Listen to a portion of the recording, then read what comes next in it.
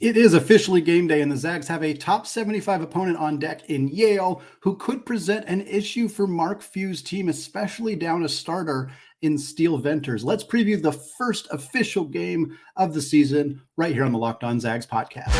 You are Locked On Zags, your daily podcast on the Gonzaga Bulldogs. Part of the Locked On Podcast Network. Your team every day.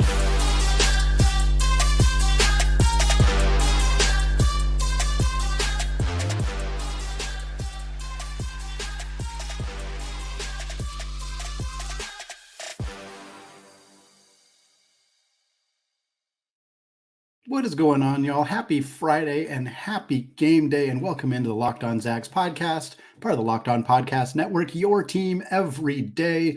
I am your host and longtime Gonzaga podcaster, Andy Patton, here to bring you news and updates on all things Zag athletics. Today's episode of Locked On Zags is brought to you by Jace Medical. Empower yourself when you purchase a Jace case, providing you with a personal supply of 5 antibiotics that treat 50-plus infections. Get yours today at jasemedical.com. That's JASE medical.com. All right, folks, it is the first official game of the season tonight against the Yale Bulldogs. And this preview episode was done on Wednesday. It was done prior to the news of Steele Venters' injury. Of course, we moved it back a day to talk about the Steele injury, what it means for Gonzaga, what it means for Steele, what it means for Dusty Stromer in the lineup. So for today, we're going to release the Yale preview. The 5 things to watch. Had to make some updates to those without Steele Venters in the mix, but that's what we're going to do here in the first 2 segments. We're going to close out the show today having a discussion that has been very prominent on social media, very prominent on our Discord channel as well. Go ahead and click that link to join in the show notes if you have not done so yet. We're going to be talking about whether Anton Watson will slide over to the 3 and play some minutes there with the crowded front court that Gonzaga has, and whether that's an option or not. So stay tuned here as we get into our Yale preview here before the game on Friday. Zags are playing Yale Friday, 6 p.m., November 10th, McCarthy Athletic Center. That is the deal. Second straight week, Gonzaga is playing a 6 p.m. game on a Friday. Of course, last week was the exhibition opener against Lewis Clark State. This week, it is the real deal. And Gonzaga, I didn't actually look to confirm, but Gonzaga is perhaps, if not the very last team to make their season debut this season. They are certainly among the very last teams to play their first game of the season. Almost everybody else has played at least one game this season. Gonzaga decided to be fashionably late to the 2023-24 college basketball season by not playing until 6 p.m., 9 p.m. Eastern time for their first game of the season on Friday. The game will be similar to last week. It'll be on SWX or KHQ local in Spokane. For people outside of the Spokane market, the game will be televised on ESPN+. I'm in the Portland metro area, and ESPN+ worked fine for me last week, so hopefully people in Portland and Seattle, out in those areas, are able to watch this game on ESPN+. That is the hope, the expectation. Certainly, if you're not able to and you go to KHQ's website, usually they'll have a stream on there, and you should be able to watch the game that way. If you have questions about that, check with our Discord channel. We're talking Gonzaga basketball all the time. For starters, it's a great place to be. It's free to join. There's a link in the show notes, but we also kind of make sure everybody's got a way to watch the game. It's kind of part of the routine, at least it was last week. So Gonzaga, Yale.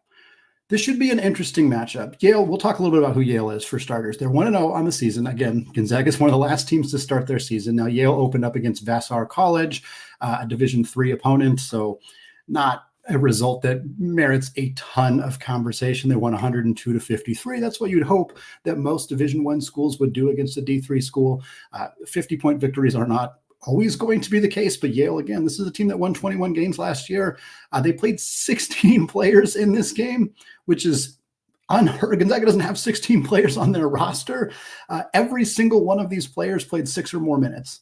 That blows my mind. Yale played 16 players, 6 or more minutes in a game.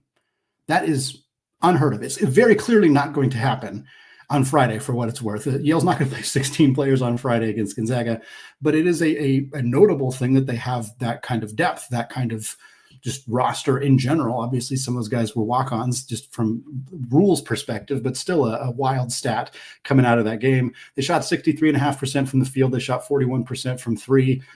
again, playing a D3 school, so I think you take some of those numbers with a bit of a grain of salt. Their leading scorer in this game was Nick Townsend, who scored 13. He averaged 2.5 points per game last year, so perhaps a player to watch as he kind of comes into his own in this next upcoming season. KenPom has Yale right now as the 71st team in the country, so kind of outside that scope of where you'd expect like at-large teams to fall. Now, KenPom does have Yale as the top team in the Ivy League, ahead of Princeton. I think Princeton was 96th in the KenPom rankings. Of course, last year, Yale tied for first place in the Ivy League, went into the tournament, expecting to win the Ivy League tournament, get themselves into the NCAA tournament. Of course, that did not happen. Princeton won the Ivy League conference. They got a 15 seed and they beat Arizona in the first round, a loss that would have gotten a lot more attention had it not happened at the same time as Purdue losing to Fairleigh Dickinson. 16 seeds upsetting 1 seeds are going to take some pressure off of you if you lose to a 15 seed, but really nice run from Princeton. But that doesn't take away anything from Yale. KenPom adjusted offensively, has them 63rd, defensively 83rd. So a balanced team, good on both sides of the ball. Tempo-wise, they're just outside the top 200, so not a team that's pushing the pace all that much. They're not really expected to do so, but they are a really, really good three-point shooting team. And if you want to look for a reason to be nervous about this game, that's going to be it right there. Yale has the recipe that can pull early season upsets. They can pull upsets, period.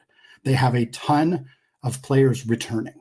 They lost one really key player in E.J. Jarvis. Jarvis actually transferred to Florida, was a big pickup for Todd Golden and the Gators, and then left the Florida program and decided to discontinue his college basketball playing career. But Jarvis was 11.3 points per game last year, but Yale returns 4 other guys who averaged in double figures. 4 guys. Matt Nolan comes back, 13.6 points per game last year.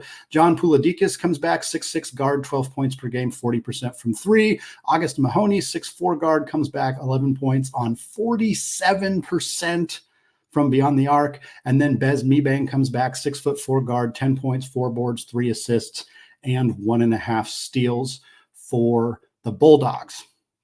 Now, Yale lacks depth in the front court. Jarvis was one of their bigger players. They lost their backup center. Their starting center this year is expected to be Danny Wolf. Danny Wolf is 7 feet tall. You don't see a lot of 7-footers in the Ivy League, but he averaged 2.5 points per game last year. His stock did rise over the summer. He played well in some conference tournaments or in some summer tournaments. Had 8 points, 10 boards in that win over Vassar. So his ability to impact the game as a rim protector, as a big body, is going to be a big part of this game. Last thing I want to say here, Gonzaga doesn't typically play good teams to start the season. They usually play good teams in the first couple games of the season, but they rarely begin the year, game number 1, against a quality opponent.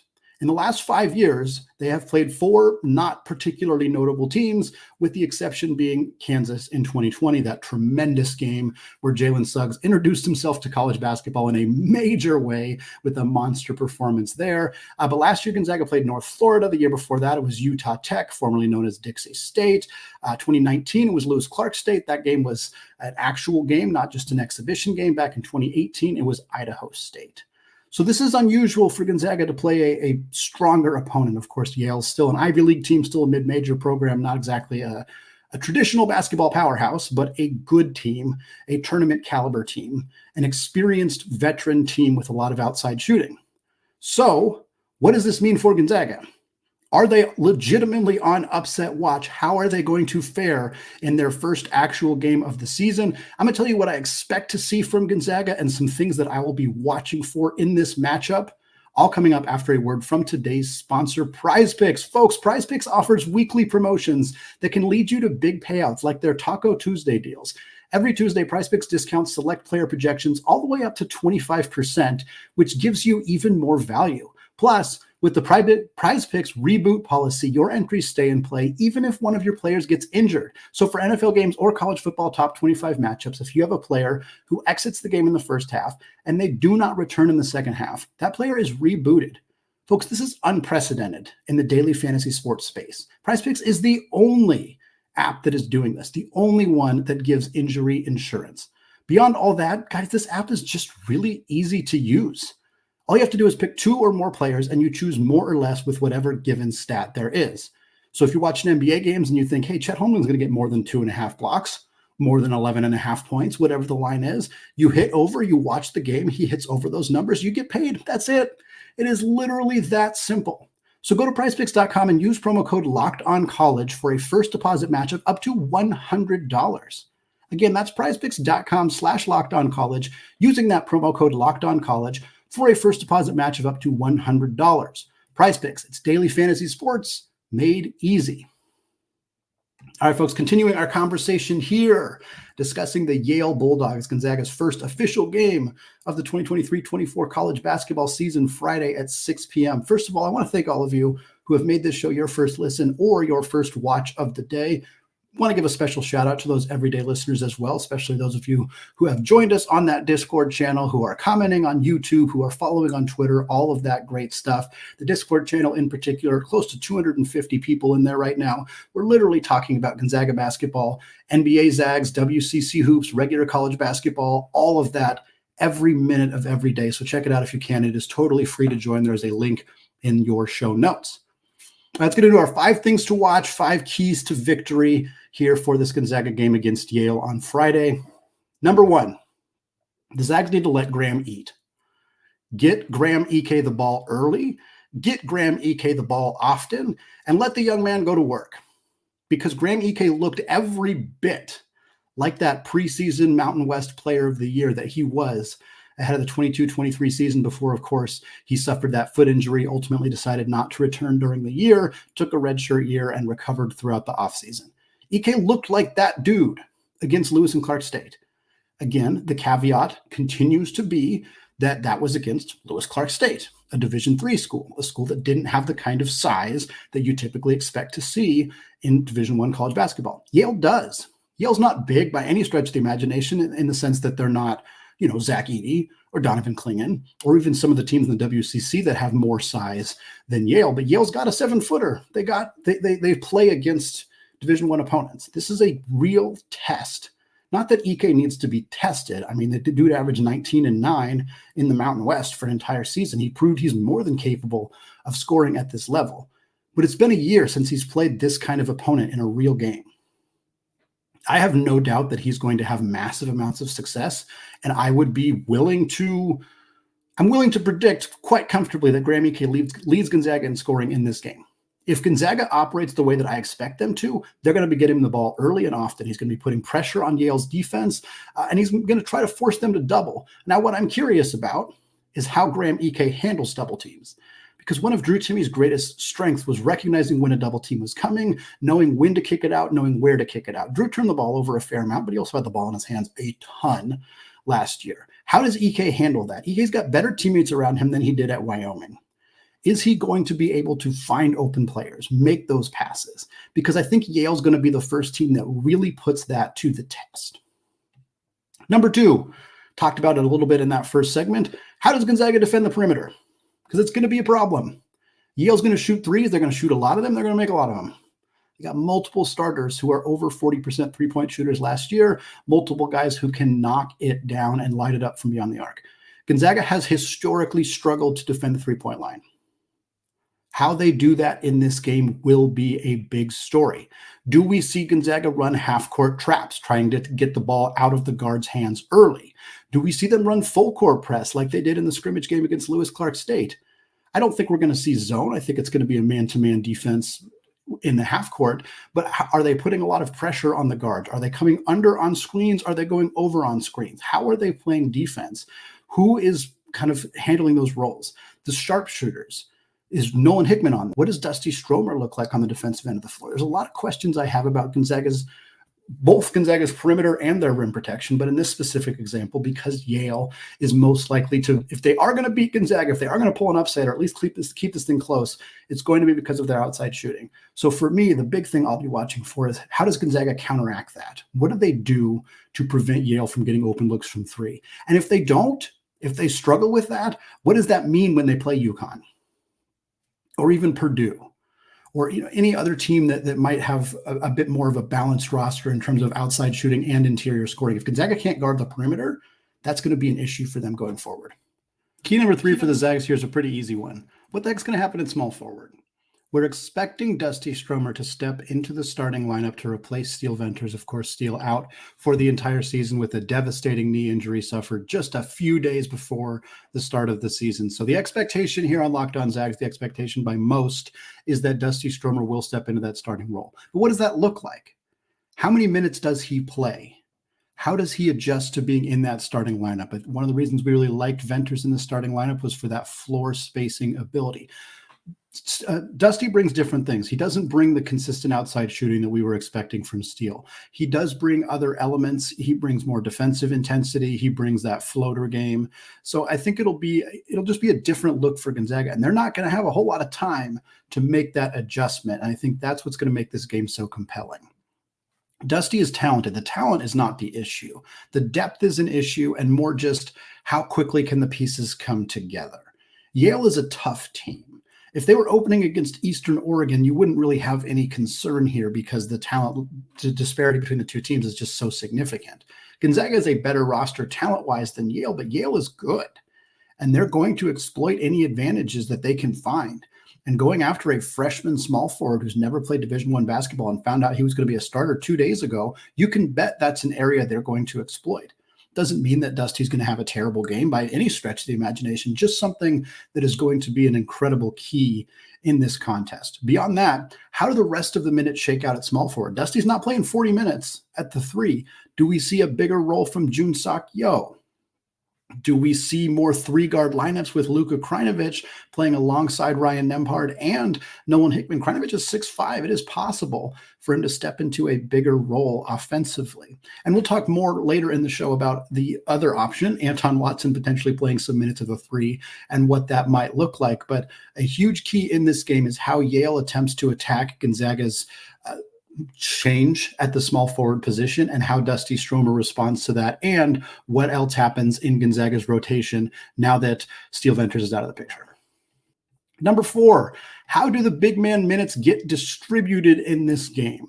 This is less of a key and more of a thing I'll be watching for. Couple different notes on this. Does Graham Ike play 25 or more minutes per game? In this game, I should say. Obviously, that depends on a lot of factors. Does he get in foul trouble? Does Gonzaga run up the score? If they're up by 25 or more points with 10 minutes to go, Ike is probably done for the evening. So it's going to depend. If it stays a close game throughout, I'll be interested to see if Ike does play more than 30 minutes, 32 minutes. If he ends up in that role, or if he's not capable of it because of conditioning issues, still coming back from that foot injury, whatever it may be. Beyond that, very curious who will play more minutes between Ben Gregg and Braden Huff. All offseason, the expectation has been that Ben Gregg will be the 6th man for this team, that he's the 3rd big behind Graham Ike and Anton Watson. I expected for a while that Braden Huff wouldn't even be in the rotation. Now it looks pretty clear that Braden Huff's at least going to be in the rotation. It's hard to imagine he doesn't get that opportunity. But does he play more than Gregg? In the exhibition game against Baylor, both those guys played about the same amount of time. And I think that's probably what we're going to see. I think they're both going to play 12 to 15-ish minutes per game. I think Huff's primarily going to play when Ike's not on the floor. Gregg is primarily going to play when Watson's not on the floor. That is the general expectation I get. Gonzaga has 2 centers in Ike and Huff. They have 2 power forwards in Watson and Gregg. You could count Yo as potentially being a small ball 4 as well, although I don't think he's going to be in the rotation. So that's what I'm curious about. Do we see Huff and Ike play together? Do we see Watson and Gregg play together? Do we see Gregg and Huff play together? What roles do they fill? Is Huff continually playing away from the rim, or do they let him get back to the basket where he excelled in that Lewis Clark scrimmage? What does all that look like? This is, again, less of a key to the game. I do hope we see all 4 of them. Again, if it's a really close game with Yale, we might not. Gonzaga, Mark Few tends to tighten up the rotation in a major way when that happens. But how this 4-man rotation in the front court shakes out is something I'm going to be fascinated by all year long. And this is going to be one of our first real chances to get a glimpse of how that might work. And then finally, last key / what to watch for here, Nolan Hickman in that secondary creator role. We've talked about this all summer long. Those of you who are everyday listeners, you know that we've been talking about the transition for Nolan Hickman going from being the team's primary starting point guard to being a combo guard and off the ball guard. Gonzaga has loved these 2 point guard lineups forever. Nigel Williams-Goss and Josh Perkins took him to a championship in 2017. Jalen Suggs and Andrew Nembhard took him to a championship in 2021. This is what Mark Few wants to do. And he has it now. Ryan Nembhard, one of the best point guards in the entire country. Nolan Hickman now shifts to a role that he played it a little bit as a freshman when Andrew Nembhard was the starting point guard, but he didn't play it much last year. He was pretty much on the ball the majority of the time he played last year, and it didn't go all that well. He didn't handle pressure extremely well. He struggled to really facilitate the offense in the way that Mark Few wanted him to. So now he gets to play a different role, and I think it will help him shine. I think he will space the floor better. I think he'll be able to take pressure off Nembhard by being able to come to get the basketball if they are putting pressure on Nembhard. And I think he can create. If he gets the ball and they're doubling Nembhard, he can drive to the basket, kick out for a shot. He can go to the rim and get fouled and go to the free throw line. He can do stuff that makes it harder for Yale to just swarm the basketball, which is something that maybe not Yale, but teams are going to want to do to Gonzaga this year. And Hickman's ability to help facilitate and help kind of be a different ball handler for this team makes that harder for opposing teams to do. So I want to see how Hickman looks in that role in this game, because I think it'll be fairly telling to what his role might look like going forward this season. All right, closing out today's show talking about an oft-discussed option for Gonzaga, putting Anton Watson at the 3. He was nominated for the Julius Erving Award for the best small forward in the country. Could he actually step in and play some 3 for Gonzaga? We're going to talk about it after a word from today's sponsor, Jase Medical. Folks, we spend a lot of time talking together. We get fired up when the team wins. We talk occasionally about the team losing. Doesn't happen much for Gonzaga. We also talk a lot about who's going to start, who's going to sit, of course. Huge conversation going on right now in light of the Steele Venters injury, and I'm truly thankful for that connection that we have. And today I want to chat about something a little bit more personal. Whether you're on an extended travel, whether you're bracing for a major weather event, or limited by a supply shortage, which are very common right now, you are all covered. Thanks to our partners at Jase Medical, life-saving antibiotics and a long list of daily medications can be ordered in a 1-year supply, even ED generics like Cialis and Viagra prescriptions. Go online right now at jasemedical.com to receive your 12-month supply on your daily medication. Remember to use the promo code LOCKEDON at checkout for a discount as well. A verified customer had this to say about their experience with Jase. I am thankful for this service. Supply chain issues caused me to cut pills in half in order to have it. I ordered most of my daily meds with a year's supply. I also ordered an antibiotic kit. I feel secure now. Prices are lower than local pharmacies. I highly recommend this for everybody.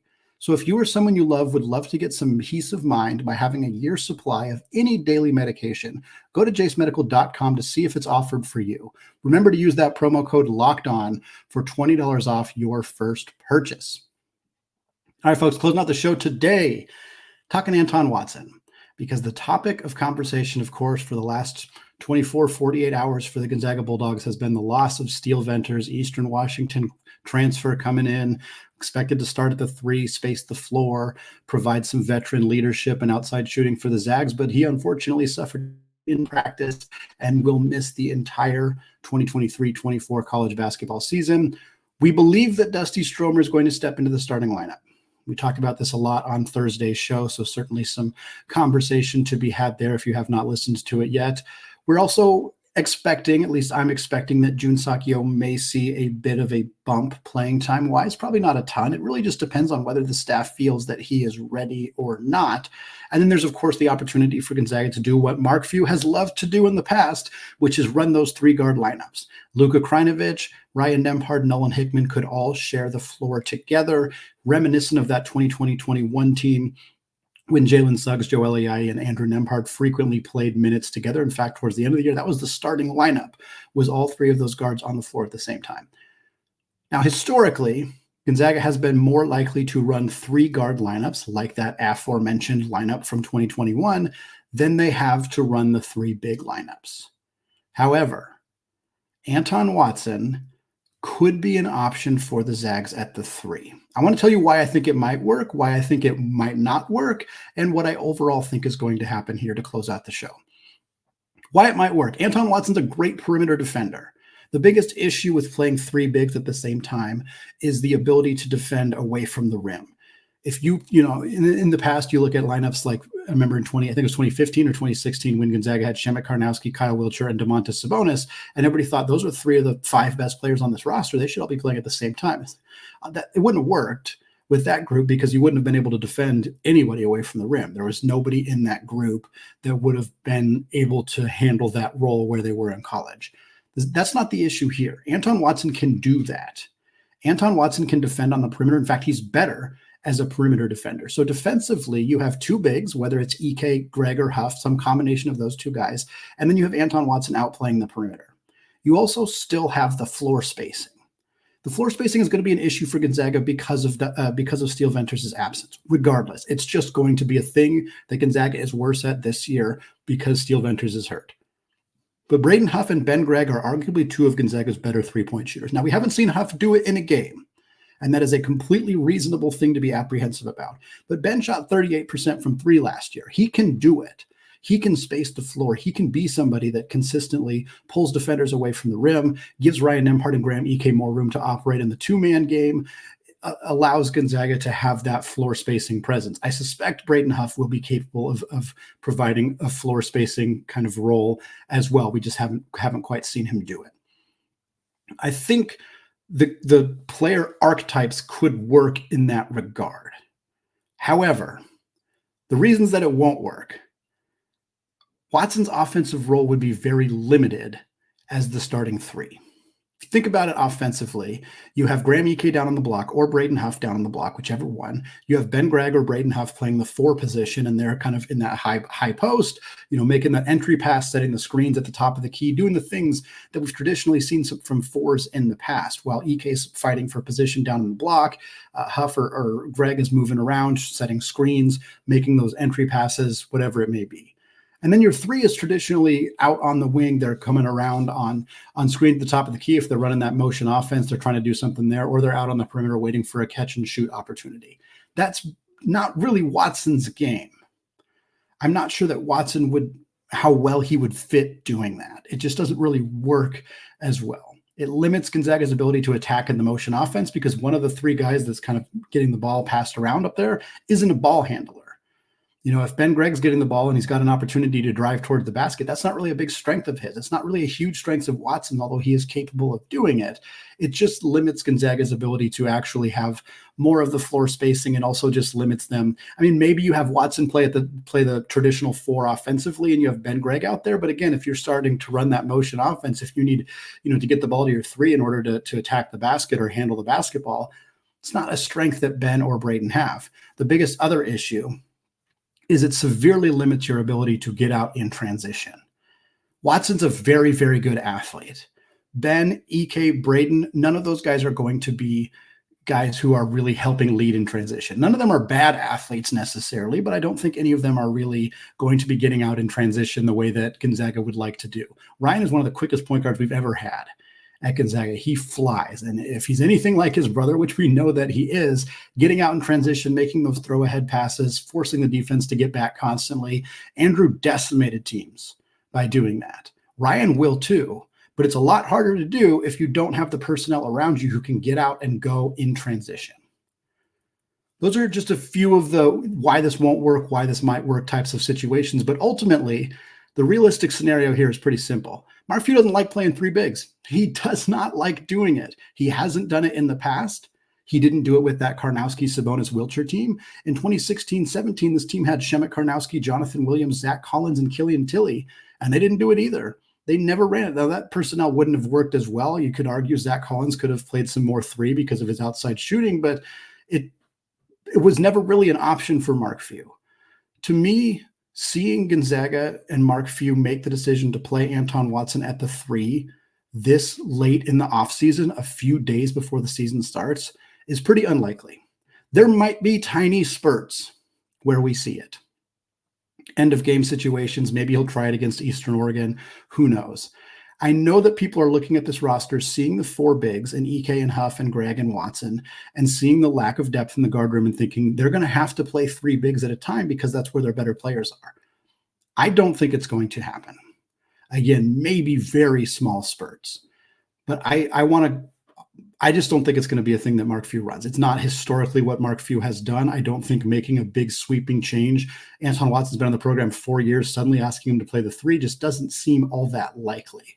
So for my money, Dusty Stromer is going to play the vast majority of the minutes at the 3. Maybe Jun Sakio gets a slight bump in playing time at the 3 as well. But I also think you're going to see a fair amount of Luka Krajnovic, Ryan Nembhard, Nolan Hickman all on the floor at the same time. I think that's the best option. It's go time for Dusty in a major way, but it's also go time in a big way for Luka Krajnovic as well. This is a great opportunity for him to solidify himself as a more versatile weapon for Gonzaga off the bench. If he proves he can play some minutes at the 3, be another creator, be another facilitator for Gonzaga in that offense, it could be something that really helps him not only this season, but beyond. That's going to wrap us up for today here on the Locked On Zags podcast. Thank you so much for making the show your first listen or your first watch of the day. We got real basketball tonight, folks. Friday, 6 p.m., Yale, Gonzaga. It's going to be an absolutely fantastic game. Join me on the Discord channel. We have an open game thread. We will be talking literally all game long, and there is the best place to communicate with me, to communicate with over 200 other Gonzaga fans throughout the game. We'll have a post-game show as well, all coming up here on the Locked On Zags podcast. Thank you so much for listening, and until next time, as always, go Zags.